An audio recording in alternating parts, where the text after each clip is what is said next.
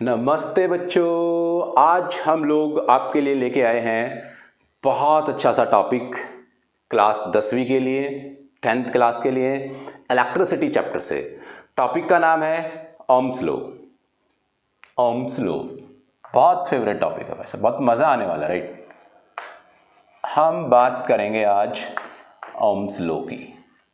क्यों भाई, क्यों हम पढ़े ओम्स लॉ, क्या वजह है, क्यों पढ़ा जाता है, सारी बातें हम लोग डिस्कस करने वाले हैं। ठीक है, तो शुरुआत करते हैं। अपनी कॉपी पेन निकाल लें और काम पे लग जाएं।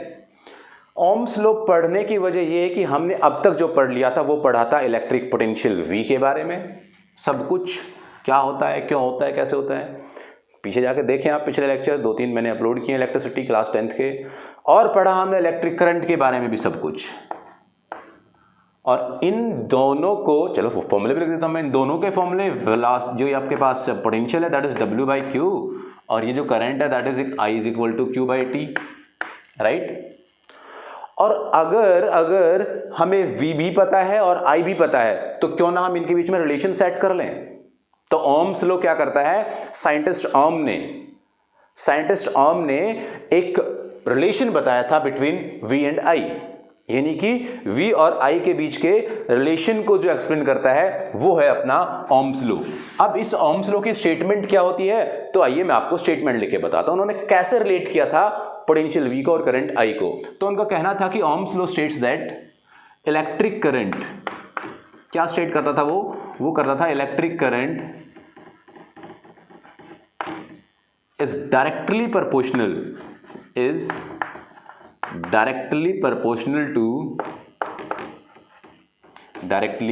proportional to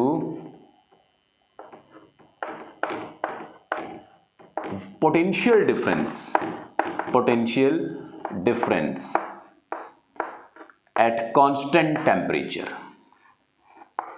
यानी कि अगर हम लोग टेम्परेचर को कांस्टेंट कर दें तो अपना जो इलेक्ट्रिक करंट है वो डायरेक्टली प्रोपोर्शनल होता है पोटेंशियल डिफरेंस के। यार नहीं आ रहा समझ आपको ना, और अच्छी तरीके से आपको एक सर्किट डायग्राम बना के बड़ा प्यारा सा सुंदर सा और फिर समझाने की कोशिश करता हूं। मान लीजिए ये तो आपने देखा था लास्ट लेक्चर में कि इसको हम रेजिस्टेंस कहा करते हैं, रजिस्टर कहा करते हैं। बैटरी के साथ जोड़ दिया हमने इसको और ये हमने एक सर्किट बना दिया, राइट। ये एक हमने वेरिएबल बैटरी लगाई बच्चों, ठीक है।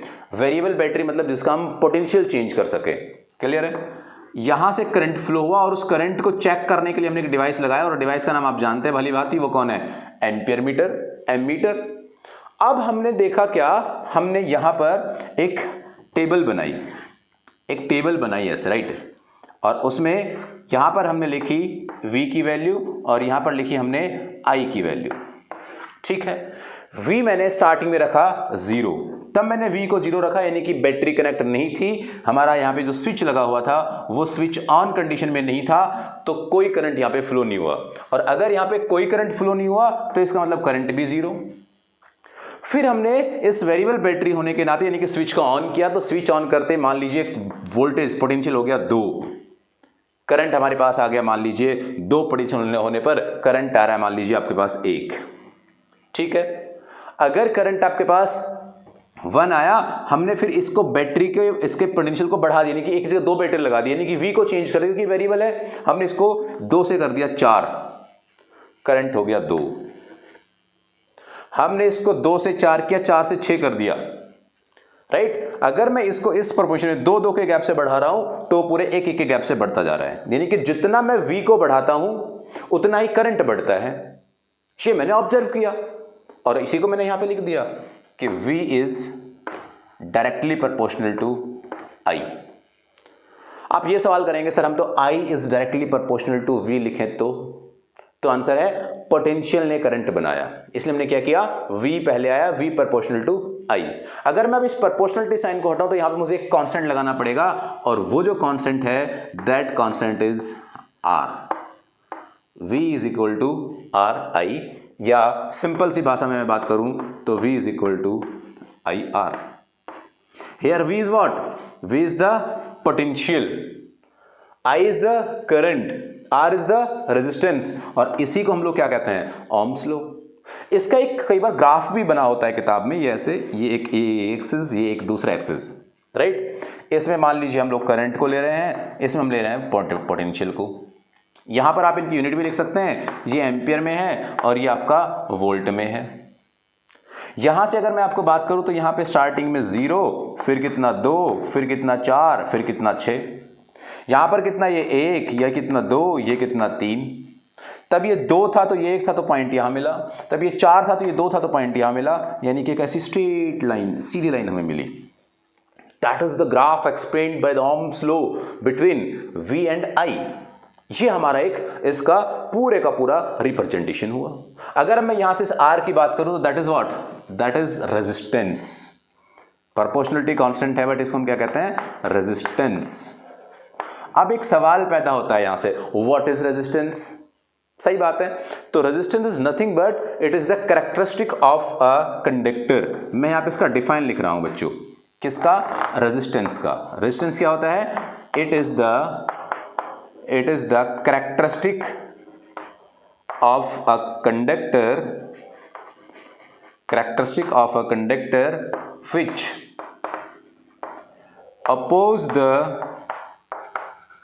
oppose the flow of electric current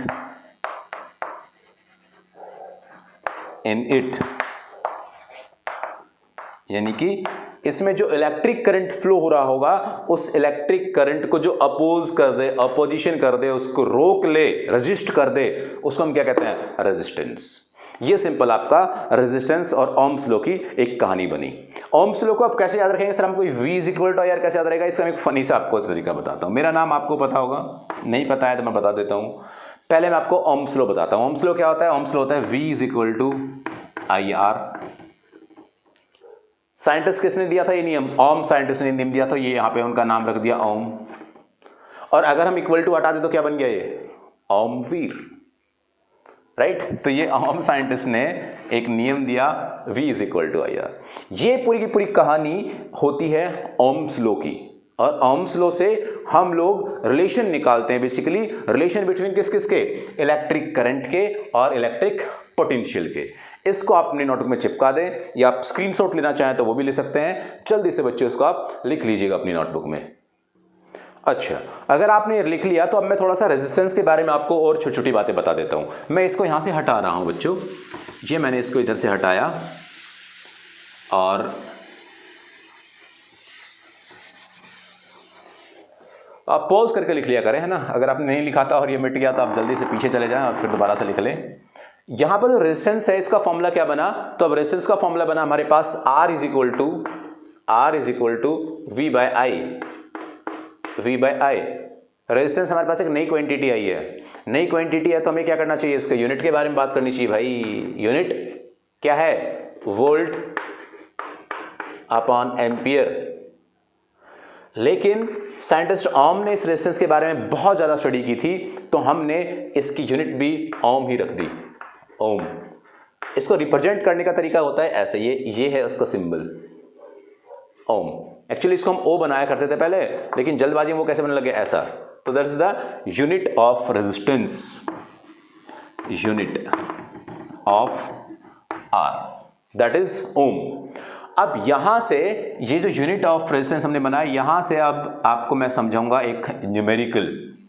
आपकी एनसीईआरटी बुक में एक इसका सॉल्व न्यूमेरिकल दिया हुआ है, उसमें बोला हुआ है कि आपको गिवन है V की वैल्यू दैट इज 220 220। उसमें दो केस हैं, 220 वोल्ट, उसमें दो केस हैं। एक केस में इलेक्ट्रिक बल्ब है और एक में हीटर है। तो एक केस में इस 220 वोल्ट से कितना करंट ड्रॉ हुआ, यदि रेजिस्टेंस की वैल्यू 1200 ओम है तो। ठीक है, करंट निकालना था भाई साहब, बहुत आसान। I इज इक्वल टू क्या, रे भाई I कहां है, ये रहा। I is equal to V by R। V कितना है 220, R कितना है 1200, मारा मारी हो गई। कितना आया सॉल्व करके, करीब 0.18। गलती सलती माफ करना, चेक कर देना, डायरेक्ट मैंने इसका आंसर लिखा है। उसके बाद उसने कहा कि रेजिस्टेंस एक और हमें दिया हुआ है, और उस रेजिस्टेंस के केस में जो R है, वो R की वैल्यू हमारे पास 100 दी हुई है, 100 दी हुई है, राइट। अगर अब उसकी वैल्यू उन्होंने 100 दी हुई है, तो बताइए करंट की वैल्यू क्या, भाई सब बहुत बहुत सिंपल फॉर्मूला, वही V बाई आर और V की वैल्यू 220 सेम बैटरी से जोड़ा है उसने, और R की वैल्यू कितनी रखनी है यहाँ पर, 100 मर गया, कितना आया 2.2 एम्पियर। एक बार ये 0.18 एम्पियर आता है, एक बार 2.2 एम्पियर आता है। 220 वोल्ट से अलग अलग रजिस्टर अलग अलग करंट ड्रॉ करते हैं, ये वाली बात वो सिखाना चाह रहे थे यहाँ से। सिंपल, बिल्कुल सिंपल था, ये मैंने आपको एक उसका एग्जाम्पल भी कराया। बच्चों ओम्स लॉ में और इससे ज़्यादा कोई रॉकेट साइंस नहीं है, ये एक सिंपल सी बातें थी। ज़्यादा इंपॉर्टेंट है इसमें रेजिस्टेंस की स्टडी। रेजिस्टेंस मतलब रुकावट। अब मैं आपको एक छोटी सी बात समझा के और इसको खत्म करता हूँ, वो ये है कि रेजिस्टेंस मतलब किसी भी वायर में जो करंट फ्लो हो रहा होता है, जैसे मान लीजिए ये मेरे पास एक वायर है, राइट, ये एक वायर है और इस वायर में अगर करंट फ्लो हो रहा है तो इस वायर में इस वायर में करंट फ्लो हो रहा है, तो वो करंट को कैसे अपोज करेगी ये वायर, तो इस करंट को अपोज ऐसे करेगी कि इसके अंदर जो ये बेसिकली एटम से बना हुआ है सब कुछ खेल, ऐसे इसके फॉर्मेशन से, इसमें जो पार्टिकल्स हैं, तो उन पार्टिकल्स के बीच में जब इलेक्ट्रॉन मूव करता है तो इलेक्ट्रॉन कोलाइड कर जाता है, और उस कोलिजन की वजह से जैसे इलेक्ट्रॉन ऐसे जा रहा था तो वो उसको ऐसे रोक लेते हैं, कोलिजन होता है, और उस कोलिजन की वजह से हम कहते हैं कि उस इलेक्ट्रॉन को चलते हुए को रोक लिया गया, और इलेक्ट्रॉन बेसिकली करंट का काम कर रहा था, करंट कैरियर था, तो उस कंडीशन में रेजिस्टर ने, उस वायर ने करंट को रोका। अपोजिशन बेसिकली उसके पार्टिकल्स के अंदर होती है, राइट, तो ये है उसका अपोजिशन करने का मेन फंडा, किसका, रेजिस्टेंस का। तो मैंने आपको रेजिस्टेंस के बारे में छोटी सी बात बताई, इसकी और डिटेल में हम लोग स्टडी किया करते हैं। डिटेल की स्टडी हम लोग नेक्स्ट लेक्चर में सीखेंगे, यानी कि फैक्टर अफेक्टिंग ऑफ रेजिस्टेंस, क्या क्या ऐसी चीजें हैं जो रेजिस्टेंस को अफेक्ट करती हैं, किस किस वजह से रेजिस्टेंस अफेक्ट होता है, इसको हम लोग नेक्स्ट क्लास में सीखने वाले हैं। इसका आप नोट्स बना लें, अच्छे ढंग से चीज़ों को लिख लें, आपको बहुत अच्छा लग रहा है आप इसको शेयर भी कर दें। बच्चों ये हमने सीखा ओम्स लॉ और उसके रेजिस्टेंस की कहानी। नेक्स्ट क्लास में हम इसके फैक्टर अफेक्टिंग सीखने वाले हैं, तब तक के लिए थैंक यू वेरी मच।